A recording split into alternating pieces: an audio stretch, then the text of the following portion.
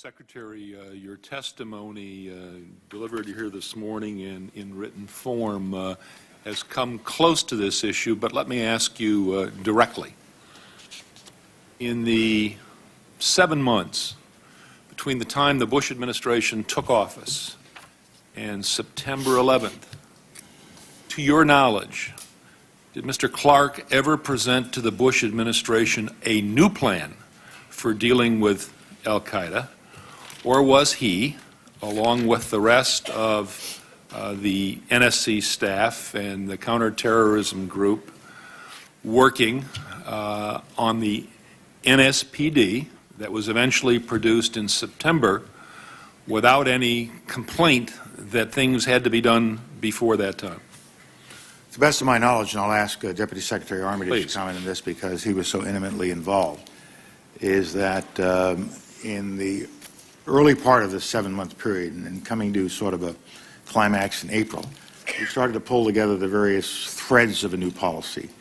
But I'm not aware of a specific new plan that had been put forward. Dr. Rice had asked for a comprehensive study to be done of everything that we were doing up to that point from the previous administration, any new ideas that would come along.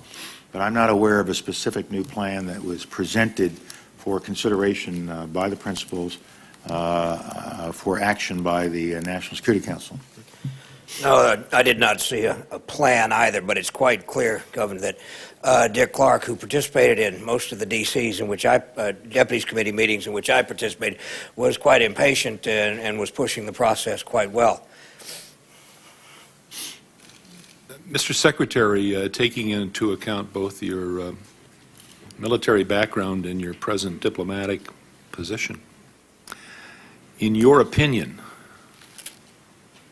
would military aid to the Northern Alliance during the period February 91 to September 91 have prevented 9/11? No. Would more frequent principals meetings in that period or more small group meetings in that period prevented 9/11?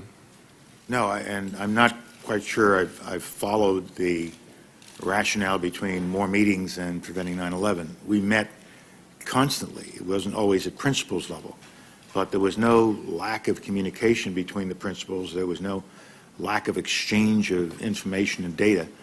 I was briefed every morning by my intelligence people, so were all of the other principals. The President got daily briefings from the Director of Central Intelligence, and we consulted with each other about all of these issues. So I don't think it was a lack of meetings that resulted in 9/11, if that's the suggestion.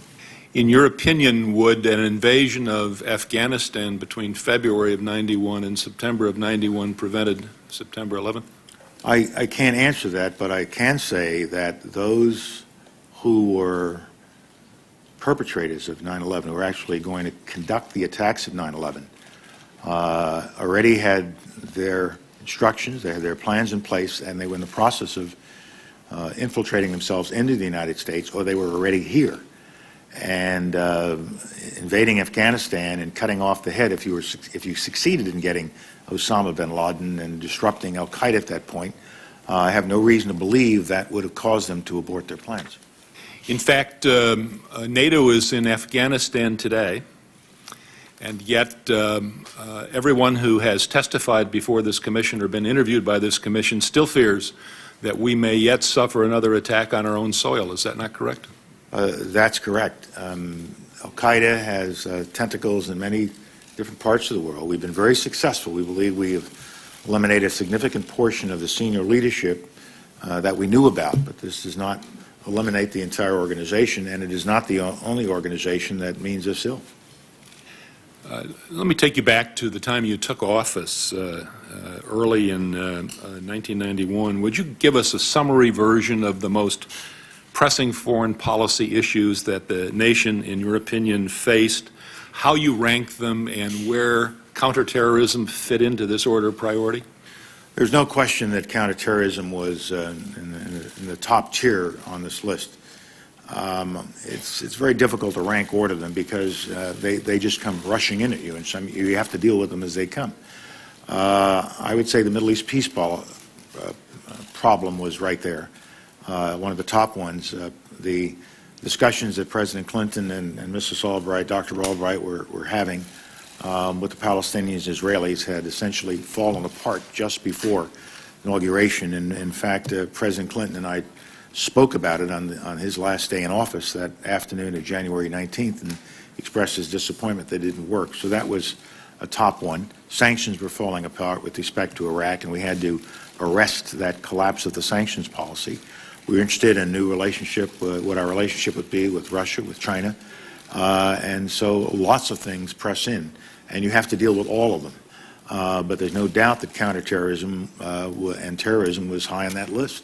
The very reason the very first briefing I got was on terrorism. And Dr. Albright, Secretary Albright, certainly made clear that she thought it was a high priority. I was announced on Saturday, the 16th, and the very next day, Sunday the 17th, I met with Dr. Albright at her home for the first time to start talking about these issues. In May of 1991, you testified before the Senate Appropriations Committee, and you said, "In my first 3 months, I'm very satisfied with the level of interagency coordination and cooperation." And you made specific reference to the FBI and the CIA. Now, I realize you're only on the job 3 months at that time, but in light of what we've all heard since that time about the difficulties in getting the FBI and the CIA together on the issue of Al-Qaeda, do you think you were being a little optimistic about the degree of coordination? I was getting a steady stream of information from Director Tenet.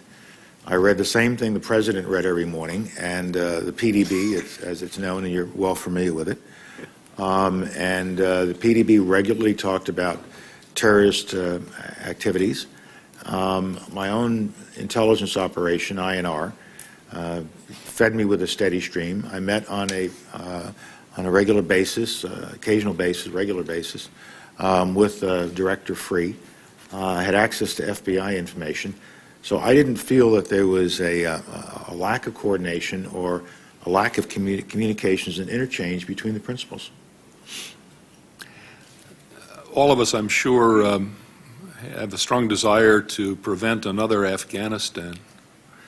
And there are places in the world, are there not, Mr. Secretary, either in Africa or Southeast Asia that present that threat?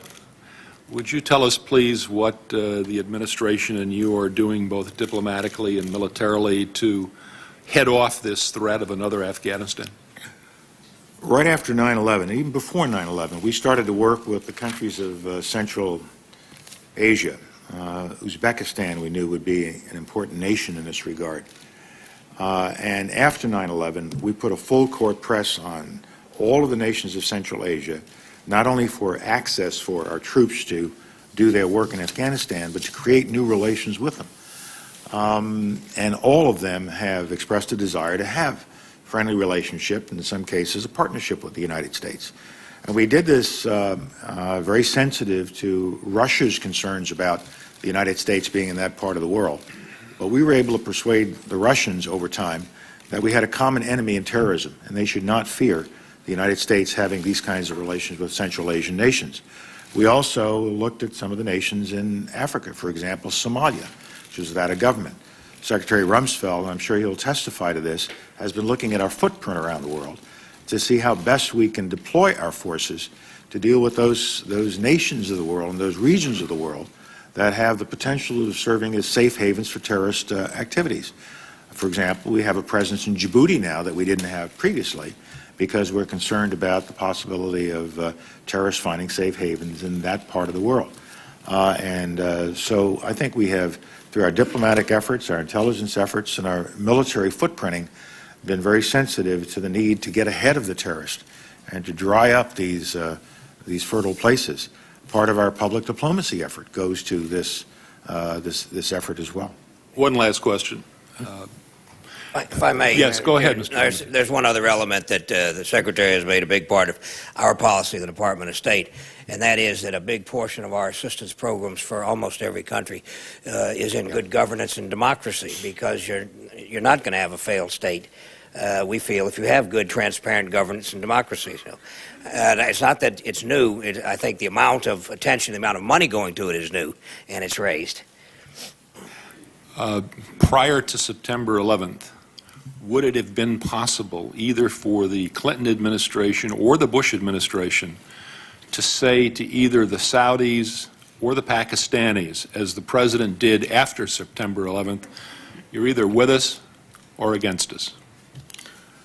It's not clear how you would have communicated such a message and under what set of circumstances. What would you have been saying to the Pakistanis at that point that would have persuaded them that it was a choice they had to make? After 9/11, it was clear to the Pakistanis that we were going to take action against al-Qaeda, and if that included taking action against the Taliban, if that included going into Afghanistan and removing that regime, we were going to do it. And what we were essentially saying to them at that point, you've got to be with us. And I think without that kind of imperative, 9/11 plus the fact that we were determined to invade a country, if that's what it took, to get rid of this threat, I'm not sure you would have gotten the kind of response from the Pakistanis that we got on the 14th of September. Thank you, Mr. Secretary.